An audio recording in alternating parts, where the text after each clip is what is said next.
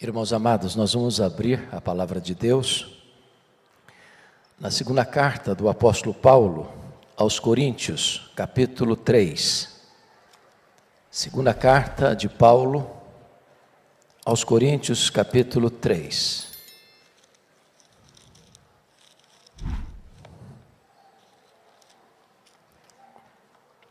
Faremos a leitura dos versos 12 a 18. 2 Coríntios 3, 12 a 18. Tendo, pois, tal esperança, servimo-nos de muita ousadia no falar. E não somos como Moisés, que punha véu sobre a face, para que os filhos de Israel não atentassem na terminação do que se desvanecia. Mas os sentidos deles se embotaram, pois até o dia de hoje, quando fazem a leitura da antiga aliança, o mesmo véu permanece, não lhes sendo revelado que em Cristo é removido. Mas até hoje, quando é lido Moisés, o véu está posto sobre o coração deles. Quando, porém, alguns deles se convertem ao Senhor, o véu lhe é retirado.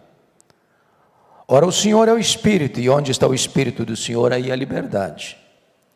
E todos nós, com o rosto desvendado, contemplando como por espelho a glória do Senhor, somos transformados de glória em glória, na sua própria imagem, como pelo Senhor, o Espírito. Amém.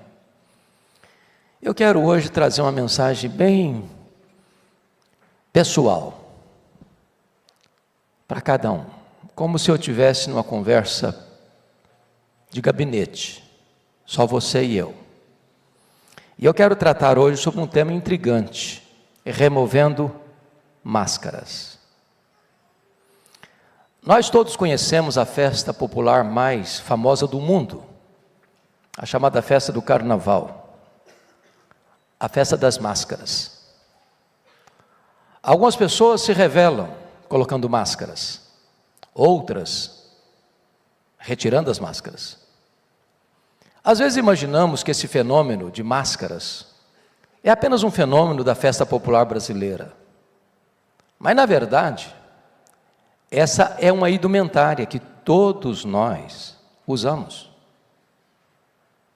Não gostaríamos, mas é um fato. E se você aí no seu coração já está com os dois pés para trás, com uma certa reserva, dizendo: o senhor não me conhece, eu nunca usei uma máscara, pois você acaba de afivelar uma agora, no seu rosto, a máscara da mentira. Às vezes, as pessoas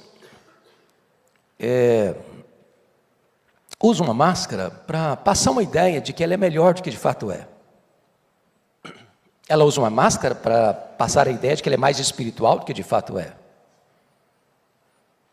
E muitas vezes as pessoas admiram, não de fato quem nós somos, mas quem nós aparentamos ser.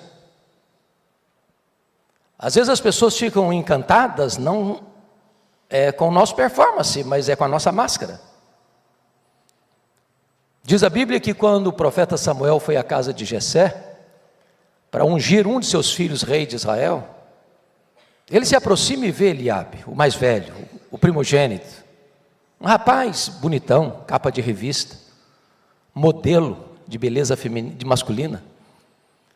E o profeta foi logo impressionado com aquela imagem e disse: certamente está perante o Senhor o seu escolhido. E Deus disse para o profeta: vai devagar, profeta, você está encantado com a máscara.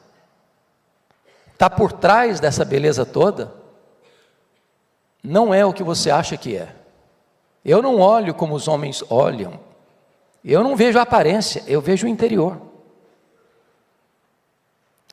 Às vezes nós impressionamos as pessoas como Judas Iscariotes lá na casa de Simão, em Betânia.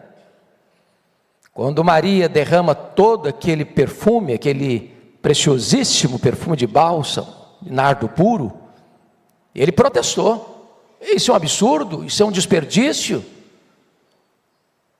Esse perfume podia ser vendido por mais de 300 denários e dar-se aos pobres. Que discurso bonito. Que filantropo mais sensível.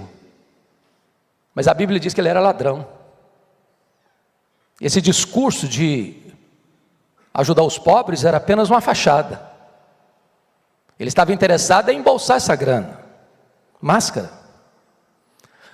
O problema das máscaras é que elas não ficam muito bem afiveladas. Às vezes elas ficam meio soltas. E às vezes elas caem nas horas menos apropriadas. Me permita ilustrar. Havia um cidadão que tinha acabado de se formar na faculdade de Direito. Abriu um belo escritório, mobiliou o escritório, e todo dia ele ia para o escritório. Terno bem passado, sapato de cromo alemão, uma valisa de couro muito bonita. E ele entrava no seu escritório. Ele só tinha um problema. Ele não tinha nenhum cliente ainda.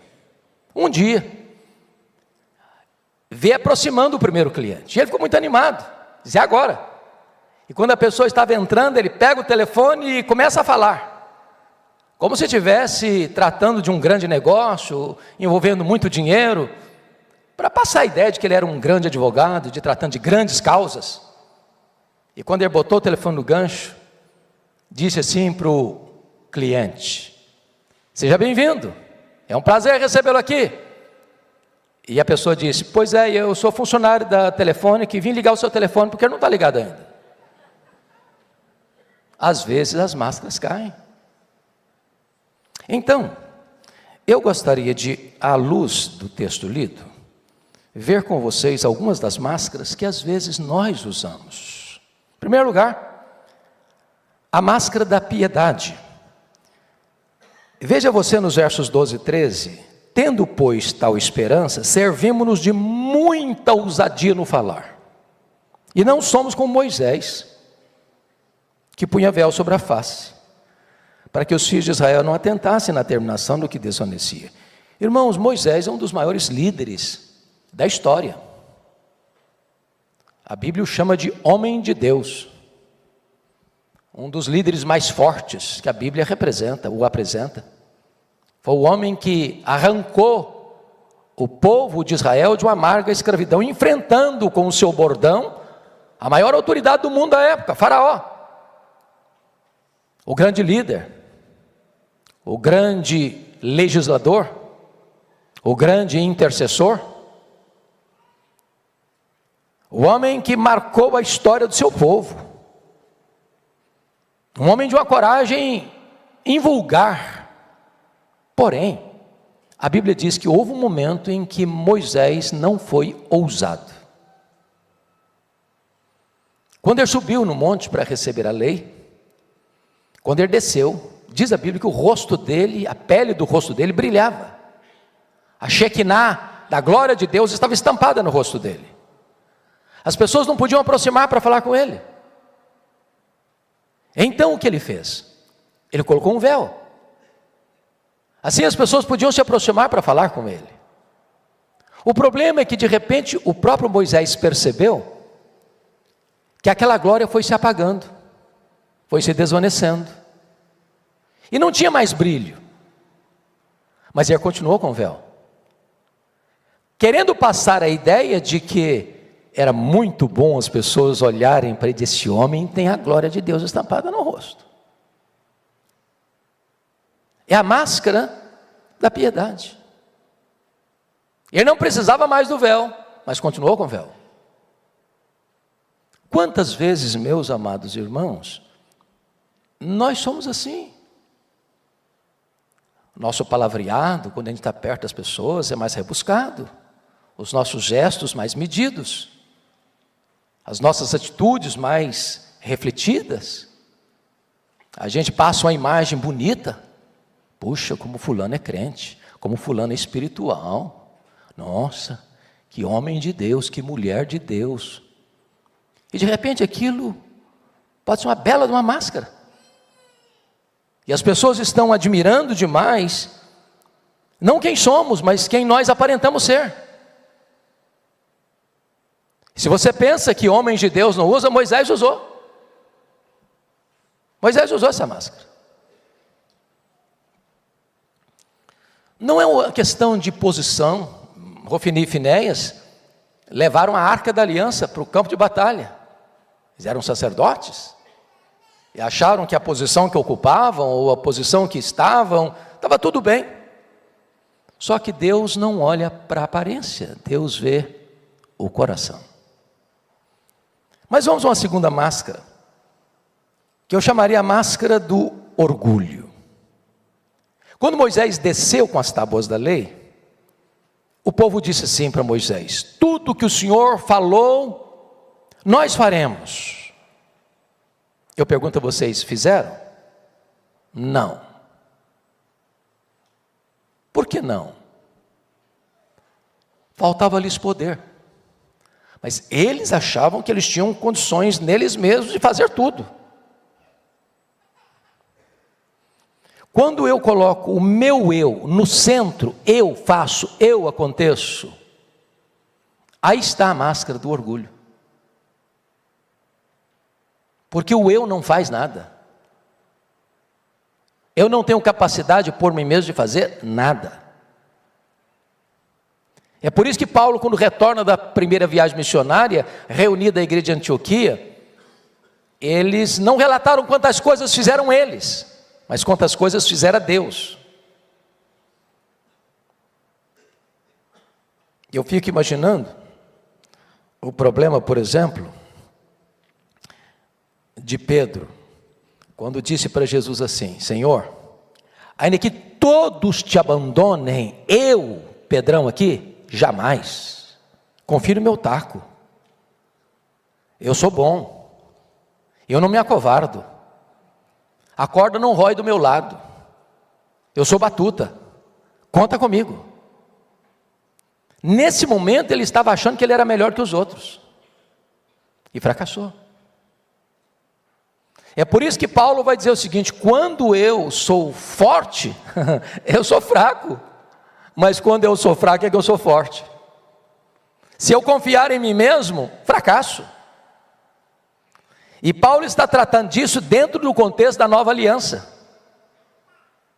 Porque a pergunta que ele fez sobre a nova aliança: graças porém a Deus, que em Cristo sempre nos conduz em triunfo, e por meio de nós manifesta a fragrância do seu conhecimento, tanto nos que são salvos como nos que se perdem. E ele pergunta aqui: mas quem é suficiente para essas coisas? A resposta fica no ar, sem resposta, no capítulo 2, verso 16. Mas a resposta vem no capítulo 3, versos 4 e 5. A nossa suficiência vem de Deus. É Deus. É Deus. Eu não sei se você já parou para perguntar, por que Naamã, quando vai a Eliseu, com a comitiva, e ele chega lá, e ele imaginava que o Eliseu ia sair dentro de casa, ia cumprimentá-lo, ia reverenciá-lo, ia fazer uma liturgia do culto da sua cura. E diz a Bíblia que o Eliseu nem sai de dentro de casa, mas no recado: fala lá com o general Naamã aí, para ir lá no Jordão e mergulhar 7 vezes. E ele ficou muito irritado. Esse cara não me deu a importância que eu tenho. Ele não veio bater continência para mim. Ele não sabe quem eu sou. Ele não sabe a importância que eu tenho. E se o negócio é mergulhar em rio, lá na nossa terra tem rios melhores que esse Jordão barrento. Por que está tomando essa atitude? E por que Eliseu está tendo essa atitude? É que ele era um general, ele era um homem muito importante, mas ele era leproso. Isso era uma informação doméstica, interna, porque se fosse divulgado isso externamente, ele não podia ser general, ele não podia estar à frente de uma batalha, ele tinha que estar numa caverna de leprosos. Eliseu manda ele mergulhar, sabe por quê? Porque com todo o aparato que ele tinha, ele não podia mergulhar, senão ele ficava lá dentro do fundo do rio. Antes de mergulhar, tinha que tirar todo aquele aparato, toda aquela parafernália. Ele tinha que mostrar para todo mundo que ele era leproso. Enquanto não houver a disposição de tirar a máscara do orgulho, não tem solução. Bom, mas tem uma segunda máscara, uma terceira máscara. É a máscara da hipocrisia. Essa é uma máscara meio refinada, assim, com com um design bem interessante. A palavra hipócrita vem da palavra ator. O que é um ator? Ator é uma pessoa que exerce um papel diferente da vida dele. Ele representa uma outra pessoa. Ele se põe e se coloca no lugar da outra pessoa. Então, ele tenta aparentar quem ele não é na vida real. Então, me permita ilustrar assim. Diz a Bíblia que o Davi, que era um homem de Deus, um líder extraordinário, num dado momento, quando devia estar no campo de batalha com os seus soldados, ficou sozinho no palácio. E ele levanta do leito de tarde. Gente, de tarde não é hora para ninguém levantar da cama, não é verdade? O cara que levanta da cama de tarde, ou é porque não dormiu de noite, porque estava fazendo alguma coisa muito grande no dia anterior, mas ele estava ocioso. E a Bíblia, e os ditados populares dizem cabeça vazia e a oficina do diabo. Ele levanta, ele está no palácio, uma espécie de mirante, de lá de cima ele tem uma visão privilegiada, e ele viu uma mulher tomando banho. Deu para perceber que a mulher era bonita. E ele não se contentou em olhar, ele mandou alguém investigar. E a notícia que chega é horrível, porque diz, olha, essa mulher aí é casada, e ele é casada com um soldado seu, e esse soldado seu aí é homem de confiança seu também. Mas aí ele estava fisgado pela paixão avassaladora, carnal, mandou chamar a mulher. Deitou com ela, coabitou com ela, ela engravidou. A única palavra de Batseba em todo o enredo é esta: estou grávida. Foi uma bomba na vida dele. Bom, agora ele tem que dar um jeito, porque o marido não está em casa, e não sabe quando volta. E essa mulher aparece grávida aí, e os comentários começam a surgir. Aí mandou chamar o cara, e fez de tudo para mandar o cara para casa, mas o cara não foi. Tentou uma, tentou duas, tentou três, o cara está resistente. Davi não contava nem com a falta de colaboração do marido da Batseba, nem com o desagrado de Deus. Bom, então tem que tirar esse cara do mapa. Fez uma cartinha, mandou para o Joabe, falou: Joabe, você bota esse soldado aí, Urias, na frente da batalha. Só um detalhe, não bota ninguém para protegê-lo, deixa ele morrer. Joabe fez isso. Vem a notícia para Davi: ó, tem mais gente morreu, mas o Urias morreu também. Essa era a senha. Aí, bom, ele agora está livre, a mulher agora ele é viúva, ele já tinha um harém, mais uma não ia fazer tanta diferença, então se casa com a viúva. Talvez até recebendo elogios de alguém da nação: olha, Davi é um homem muito sensível, ele teve piedade daquela viúva, casou com ela, tudo certo, nenhum problema. Aos olhos dos homens, nenhuma ponta solta. Aí vai o profeta Natan na casa dele, fazer uma visitinha pastoral. Natan chegou com uma conversa assim, uma história. O Davi, deixa eu te contar uma história. Tinha um cara muito rico e tinha um cara muito pobre. O rico tinha muitas reses, muitas ovelhas, muito gado, muito isso, muito aquilo. O pobrezinho, coitado, só tinha uma cordeirinha, criada lá com os filhos dele, bebia no copo dele, era o xodó da família. Aí esse homem rico um dia recebe uma visita importante na casa dele, resolve fazer um jantar especial, um churrasco. Em vez de pegar, Davi, uma das muitas reses que ele tinha, resolveu ir na casa do pobre, pegar a única ovelhinha do pobre, matar a ovelhinha para fazer o jantar para o cara. O Davi ficou muito irado. Senso de justiça subiu na sua cabeça, no seu coração. Ele disse: esse cara tem que morrer e tem que pagar 4 vezes mais. Natan botou o dedo no nariz dele e disse: pois você é o cara, você é o homem. Às vezes, irmãos, é muito mais fácil a gente enxergar o pecado dos outros do que enxergar o nosso próprio pecado. Somos duros demais com os outros, complacentes demais com nós mesmos. Passamos pano para os nossos erros, mas somos cáusticos, ácidos com os pecados dos outros. Me permita a segunda ilustração: hipocrisia. Um cidadão passando uma grande depressão, de tristeza, de angústia, de falta de sentido da vida, vai um médico da cidade, faz uma consulta. Diz: doutor, eu estou numa tristeza crônica, uma angústia sem medidas. Eu não sei o que eu faço mais. Eu vim aqui para o senhor me ajudar. O médico disse assim: rapaz, deixa eu te falar, chegou um circo na cidade, que é um espetáculo.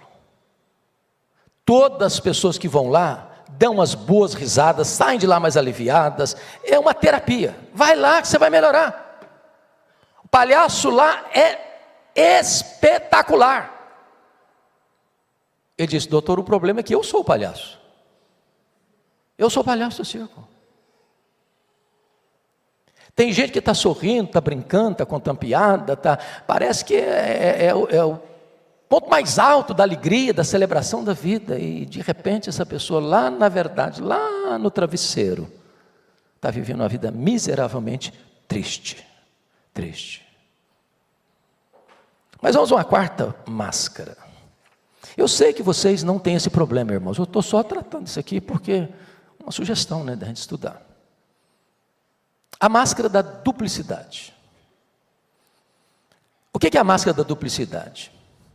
Os outros têm preconceito, eu tenho convicções fortes. Os outros são presunçosos, eu tenho respeito próprio. Os outros são gananciosos, eu luto pela vida. Os outros são estourados, destemperados, eu tenho ira santa. Às vezes a gente usa essas máscaras da duplicidade. Lembra dos irmãos de José? Quando foram lá para o Egito? José descobriu que eram irmãos e foi tratando deles, foi levando-os à convicção de pecado.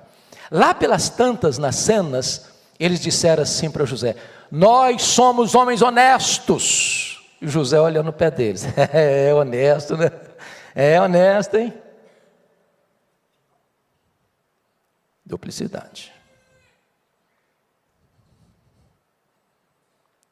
Às vezes, irmãos, esses véus, essas máscaras têm forma de virtude cristã. Os fariseus olhavam para as pessoas: olha que vida horrível. Senhor, eu te dou graças, porque eu não sou desse naipe de gente. Não sou. Eu sou uma pessoa boa, eu faço oração, eu faço jejum, frequento a sinagoga, eu entrego o meu dízimo, eu sou o padrão.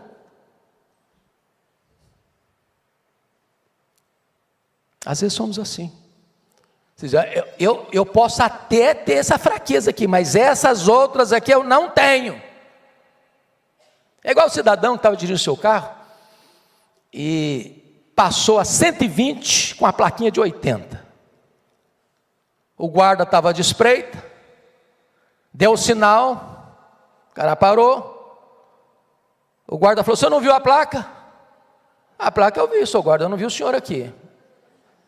Pois é, eu vou multar você. Falou: senhor guarda, deixa eu dizer uma coisa para o senhor, eu sou um homem honesto, sou um cara trabalhador, eu nunca roubei de ninguém, eu nunca matei ninguém, eu nunca adulterei, eu não sou assim, eu sou assado, eu sou uma pessoa boa. Falou: o senhor pode ser tudo isso, mas isso não isenta o senhor de levar uma multa, porque o senhor transgrediu uma lei do trânsito. Às vezes nós queremos passar pano nos nossos próprios pecados. Mas vamos a outra máscara. A máscara da falsa modéstia. Sabe aquela máscara assim eu me orgulho da minha humildade? Eu soube, pastor Jailton, que um cidadão, um colega nosso, pastor, foi homenageado pela sua igreja. E aí a igreja deu para ele uma medalha muito bonita, um broche muito bonito, sobre humildade. O problema é que no domingo seguinte ele estava com um broche na lapela do paletó. Eu sou um homem humilde. Às vezes nós ostentamos uma falsa humildade. Às vezes Nós somos como o alerta de Jerônimo, pai da igreja. Ele disse assim: cuidado com o orgulho da humildade. Ah, pastor, eu não sei fazer nada, eu não tenho dom nenhum, eu não sei trabalhar, eu estou aqui tentando servir a Jesus, mas eu não sei fazer nada. Isso é orgulho. Isso é orgulho. Isso é falsa humildade. Isso é máscara.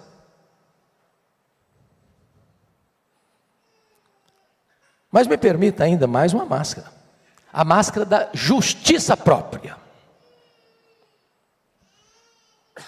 Essa máscara, via de regra, é usada para aquelas pessoas que nós diríamos hoje, fariseus. São aquelas pessoas que dão muita importância ao externo, à aparência. Então você mede a espiritualidade de alguém pela roupa que ele usa, pela maneira como ele se comporta externamente, e aí se cria um protótipo, um padrão, bem farisaico, que Jesus denunciou. O cara limpa o exterior do copo, tudo bonitinho, mas lá dentro está sujo. Dia dos Finados, 2 de novembro, vai lá no cemitério, pinta as catacumbas tudo de branquinho, parece que está tudo limpinho, lá dentro está todo podre. Usamos essa máscara quando uma fraqueza nossa é exposta. Eu posso ter esse problema sim, é verdade, mas eu não tenho esse, aquele outro problema. Máscaras. No nosso guarda-roupa tem muitas máscaras. Mas há uma outra ainda que eu quero tratar aqui com você, que é a máscara hipersensibilidade, sutil. Você conhece gente hipersensível? Gente cristal, porcelana, qualquer coisinha se melindra. Qualquer coisinha, também eu não vou ficar mais nessa igreja. Também vou embora daqui. Também nunca mais trabalho na igreja. É uma máscara. Esse tipo de gente não suporta que o outro do lado dele seja mais honrado do que ele. Porque ele é o centro. Pensa comigo naquela música que explodiu nas paradas de sucesso de Israel. Saul matou os seus milhares, Davi matou os seus 10 milhares. Falei, não é possível, eu sou rei, e esse cara está sendo mais honrado que eu, não é possível. Irmãos, leia a história de Saul, vocês verão que aqui foi o gatilho que adoeceu Saul. Ele ficou louco, ele perdeu completamente o rumo da vida. Porque tem gente que não suporta conviver com o sucesso, com a vitória do outro. Isso é máscara.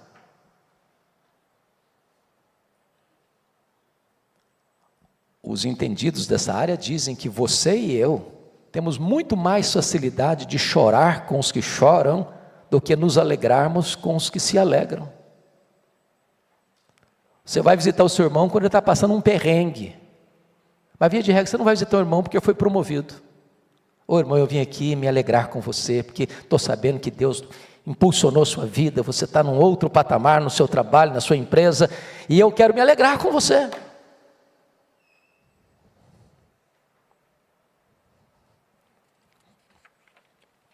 Mas me permita, só mais uma máscara aqui para a gente encerrar. A máscara do ativismo, ou do espírito impaciente. Tem gente que só acha que é espiritual se ela estiver fazendo alguma coisa. Ela precisa fazer. Ela precisa se movimentar, ela precisa agir, ela precisa estar trabalhando, ela precisa realizar alguma coisa. Porque na cabeça dela, o valor dela tem a ver com o seu desempenho. Talvez Marta, a irmã da Maria, ficasse tão irritada com Maria, por isso que ela não suportava perceber que alguém pudesse parar para escutar Jesus. Porque a prioridade para ela é fazer alguma coisa para Jesus, não estar com Jesus.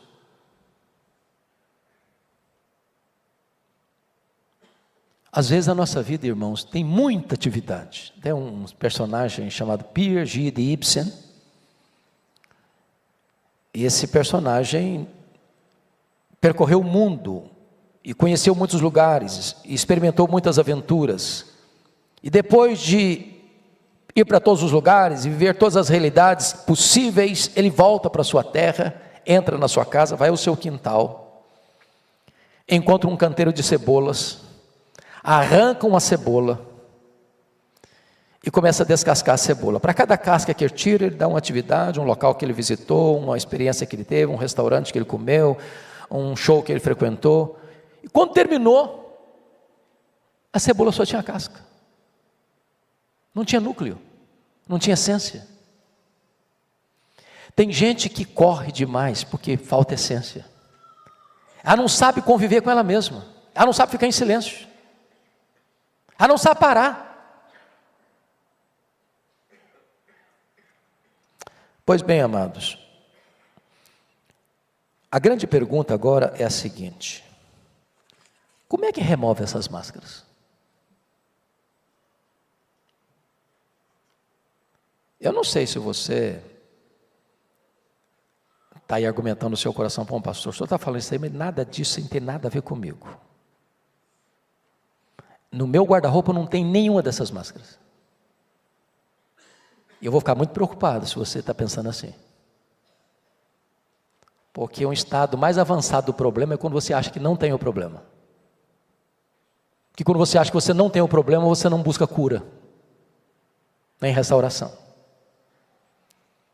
Então o nosso texto diz a primeira coisa no verso 16, 15 e 16, mas até hoje, quando é lido Moisés, o véu está posto sobre o coração deles. Quando, porém, alguns deles se convertem ao Senhor, o véu lhe é retirado. A experiência pessoal com Jesus dá para você o privilégio de viver uma vida autêntica. Graças, porém, a Deus, que em Cristo sempre nos conduz em triunfo e por meio de nós manifesta a fragrância do seu conhecimento, tanto nos que são salvos, como nos que se perdem, para esses cheiro de morte para morte, para aqueles aroma de vida para vida. Segundo, você vai arrancando as máscaras pela transformação operada pelo Espírito Santo de Deus. Olha comigo o versículo 17 e 18. Ora, o Senhor é o Espírito, e onde está o Espírito do Senhor, aí a liberdade. E todos nós com o rosto desvendado, contemplando como por espelho a glória do Senhor, somos transformados de glória em glória, na sua própria imagem, como pelo Senhor o Espírito. Você tem um padrão, você tem um modelo, e esse modelo é perfeito, e esse modelo é Jesus. Você vai mirar esse modelo. E o Espírito Santo vai transformando você, vai arrancando as máscaras, vai arrancando as máscaras, vai arrancando as máscaras, e você vai olhando para Jesus, e você vai sendo transformado pelo Espírito Santo, a imagem de Jesus, o varão perfeito, o padrão pleno e máximo do que nós chamamos de espiritualidade. Se vocês perceberam comigo, e eu queria muito que vocês lessem comigo para a gente fechar, porque o contexto dessa passagem é o contraste entre velha aliança e nova aliança. Na velha aliança tudo depende de mim, tudo que o Senhor falou nós faremos. Na nova aliança, a nossa suficiência vem de Deus. A velha aliança tem sua glória, mas a velha aliança é a glória, a luz no rosto de Moisés. E o brilho no rosto de Moisés é um brilho desvanecente. A graça é o brilho no rosto de Jesus. Essa glória nunca se apaga. Então vamos ler capítulo 3, versos 7 a 11. Fique em pé para ler comigo. E eu peço que você leia com voz bem clara, bem eloquente, bem nítida. Capítulo 3, versos 7 a 11, vamos juntos? E se o ministério da morte, gravado em letras em pedras, se revestiu de glória, a ponto de os filhos de Israel não poderem fitar à face de Moisés, por causa da glória do seu rosto, ainda que desobedecente, como não será de maior glória o ministério do Espírito? Porque se o ministério da condenação foi glória, em muito maior proporção será glorioso o ministério da justiça. Porquanto, na verdade, o que outrora foi glorificado neste respeito já não resplandece diante da atual sobreexcelente glória. Porque se o que se desoneste teve sua glória, muito mais glória tem o que é. Hoje nós temos o Espírito Santo, que trabalha em nós, esculpindo em nós a beleza de Jesus. As máscaras podem ser arrancadas. Não precisamos viver com capuzes, disfarces, porque temos liberdade em Cristo para sermos transformados de glória em glória na imagem de Cristo, pelo Espírito Santo, o Senhor. Feche os seus olhos. Vamos orar. Deus, essa mensagem é para mim, é para os meus irmãos aqui nesta noite. Como já lemos e como já oramos aqui, o nosso coração é desesperadamente corrupto. Às vezes nós enganamos a nós mesmos, às vezes tentamos enganar os outros, tentamos até mesmo enganar-te, ó Deus. Então, o que nós pedimos nesta noite, Senhor, dá-nos consciência de quem somos. Não permita, Deus, que vivamos uma espiritualidade cênica. Dá-nos a bênção de sermos autênticos na Tua presença. Que essas máscaras que foram afiveladas no nosso rosto sejam removidas, para que vivamos uma vida íntegra, honesta, verdadeira na Tua presença. Abençoa o Teu povo aqui hoje, Senhor. Que entendamos que há perdão em Cristo Jesus, que o sangue de Jesus nos purifica de todo pecado, e que o Espírito Santo está em nós, santificando-nos, aperfeiçoando-nos, tornando-nos pessoas parecidas com Jesus, porque este é o Teu grande projeto. Fomos predestinados para sermos conformes à imagem do Teu Filho. Bendito seja o Teu nome, em nome de Jesus. Amém.